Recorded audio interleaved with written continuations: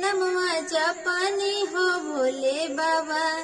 दिन दोपहरी सुबह शाम तोहरे नमवा जापानी हो भोले बाबा। दिन दोपहरी सुबह शाम हमरो के ले चलिया भोले बाबा। बसहा पर कई के सवार हमरो के ले चलिया भोले बाबा। बसहा पर कई के सवार तोहरे चर्चा कईनी हो शिव गुरु गौआ घर बजवार।